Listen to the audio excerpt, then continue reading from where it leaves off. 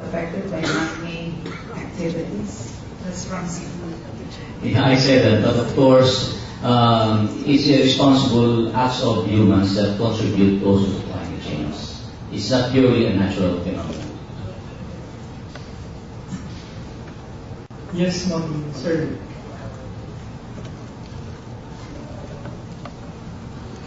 I'm Serena Mias from UP Los Baños. We all know that UP-LB is a premier university for agriculture and forestry, and would like to inform that we are offering the science communication major for our graduates. And maybe that is where we would feel the niche in reporting about science, because most of us have technical courses, so the other graduates that culminate in agriculture and forestry, and we do trainings for our students so that they will know how to popularize or to produce in multimedia platform all these technical subjects. And we also conduct informal, non-formal trainings for non-technical persons. And maybe in our other projects, we engage in participatory development communication to try and explore other ways of making violators of laws or principles in biodiversity or environmental laws by engaging them in a participatory manner. Like, for example, in 2005, I remember that there was a collaboration between the media or newspapers and potential corporations who would divide pollutants in Laguna Divine, plus our college. And we made a pact that we will monitor their pollutants or their performance in polluting or not polluting the bay, and they would be published in the newspaper, as the highest pollutant or the lowest pollutant, and they will get stars. So that was one strategy or innovative way that we did, that with their cooperation, then they will also be made accountable for their actions against the environment. Thank you. Thank you. I think what Dr. Rogers is saying is now, if you notice, we can really network even among ourselves, right? So we have peer resource institutions, resource persons.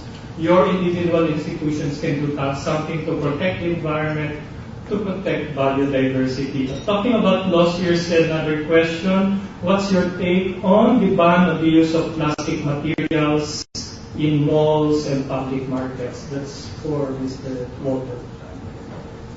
Yeah, I think there are too many plastic bags around, definitely. And if you go to the sanitary landfills, these plastic bags actually are a great burden to everyone, because you need a sanitary landfill there. You cannot, at the moment, as far as I know, there's only one way of getting rid of plastic, and that is burning it. But you can only burn it if you have very, very high temperature. So, for example, in cement production, that is practiced that plastic is collected and it's used as a burning material, and of course then to the high temperature there's basically no emission, not more emission than from other materials. In Europe, for example, especially also in Germany, we are really recycling and really trying to live or to have a society where basically everything what we produce, what we waste, what we throw away, is basically recycled, or it is disposed in a very, it cannot be recycled, it's disposed in a very responsible way. We are here in the Philippines on that way as well, but for too many products, there is not enough market to sell them to anyone for recycling. So that's why sanitary landfills are still necessary, and that is what we promote. But everyone, and that could be the function also of the press, everyone should try to reduce plastic. For example, when I go shopping, I refuse taking plastic bags. I'll bring partially my bag which I have bought, if possible, but anyhow, I have pockets. I have. I can also carry stuff without being read 3 or 4 or 5 times in plastic. That is something where the press can really, I think, influence the behavior of everyone. Because if you go to a sanitary landfill, it's plastic which is all over. And that could be and should be definitely reduced. Okay, other questions or comments? Yes, we get at the back, please.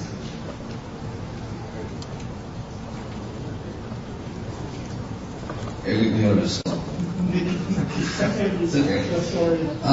We in the community press are just too willing to become partners of your programs. However, as you know, in the provinces like me, Dumaguete, Silliman University, for example, where we are based, have a lot of good studies, but the community press simply doesn't have the space for all your good, very substantial reports. Now, why don't you use the community press as your partners, and when you make a report of what you're doing, make the community press your partners. We will be your vehicles. And then make us part of your budget for documentation. And then once the community press is part of your programs, then we can easily put all your reports and disseminate it to the public. Because if you just give us press releases, what's a press release? And we're not the experts. But if you devise, like what we did in the NCCA, we were able to make culture as part of the community press because there's a program. So if you make it part of your program, when you make a documentation, share the community press, those reports, and make us part of your budget so we can allocate a space for your concerns. Your concern is also our concern, but our limitation is space. So sponsor a space in the community press so that we can equally become partners. That's my suggestion. Thank you, Attorney Eddie. So 1 page for every issue. On environment and biodiversity, ox but you have to make it more systematic than that, no? Like we're talking now of budget here. So that could be unless... Mon, I understand Ellie's concern because I also was a publisher. And Ellie, if you still remember, we were hotel roommates 25 years ago in one of the Ppi training courses. A major problem of community newspapers is allocation of spaces. I know there are community newspapers with only 4 pages basically. But another source of revenue for newspapers are partnering with the business sector. For example, our friend from Coca-Cola is not around. Why not ask Coca-Cola to sponsor a space that will focus on the environment? Why did I say that? Because globally, there is now a movement called Business and Biodiversity Initiative. Governments are encouraging the business sector to share their resources to government and to media and conservation organizations. Why focus on business? Because it was found out that some or many irresponsible business practices caused biodiversity loss.